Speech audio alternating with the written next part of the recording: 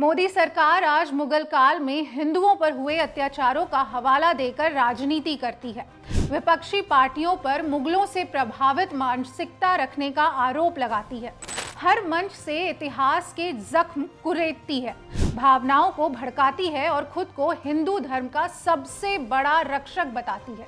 लेकिन बात जब सरकार के मतलब की आती है तो इस सरकार की हिंदू आस्था चुपके से पतली गली पकड़कर निकल जाती है। तब इन्हें हिंदुओं के सबसे पवित्र स्थलों पर बुलडोजर चलाने में भी शर्म नहीं आती है। इस सरकार से सौंदर्यकरण और खुलेआम व्यवसायीकरण के नाम पर बनारस के मणिकर्णिका घाट के साथ जो किया जा रहा है वह किसी भी हिंदू की आस्था को ठेस पहुंचाने के लिए काफी है। आज बनारस में सदियों पुरानी धार्मिक, सांस्कृतिक और आध्यात्मिक विरासत को मोदी सरकार ने बेरहमी से ध्वस्त कर दिया है। वैसे तो विकास का नाम दिया जा रहा है, लेकिन सिर्फ काशी जानती है कि ये विनाश है, सुनियोजित, अहंकारी और लालच से प्रेरित विनाश। मोदी की मंशा अब बिल्कुल साफ दिखाई देती है।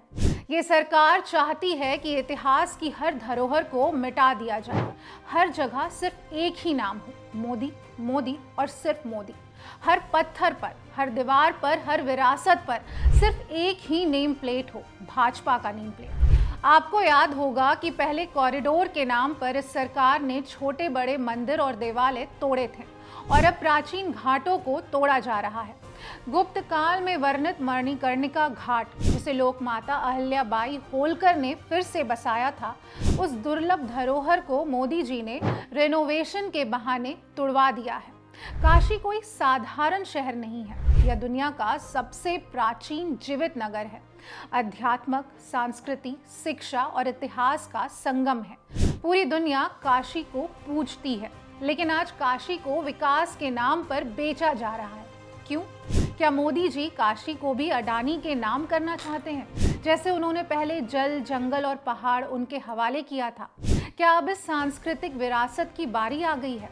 शायद हाँ, लेकिन इस देश की जनता मोदी जी से दो सीधे सवाल पूछ रही है। पहला सवाल, क्या मरम्मत, साफ सफाई और सौंदर्यकरण विरासत को सहेजते हुए नहीं हो सकता था?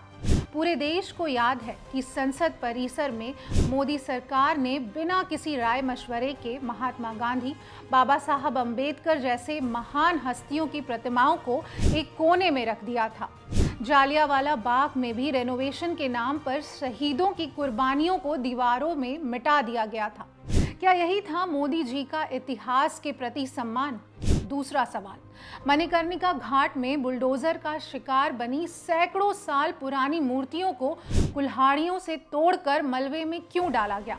क्या उन्हें किसी म्यूजियम में सहेजा नहीं जा सकता था? या फिर इतिहास को बचाना इस सरकार की प्राथमिकता ही नहीं है? क्या ये सरकार 2014 से पहले की सारी ऐतिहासिक स्मृतियां खत्म करना चाहती है?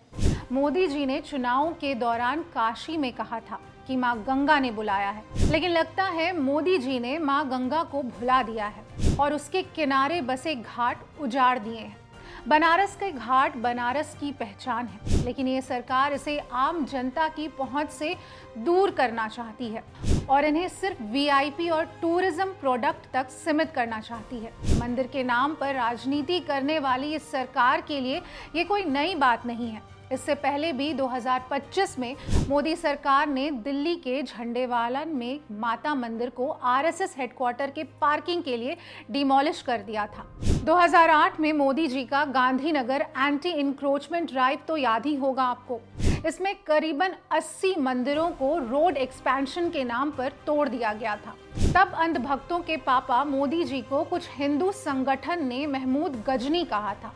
आज काशी मोदी जी से ये कह रही है कि हिंदू की रक्षा का नाटक बंद करो, आस्था को बचाओ, विरासत बचाओ, मंदिर घाट बचाओ। सत्ता नहीं, संस्कृति की जिम्मेदारी निभाओ।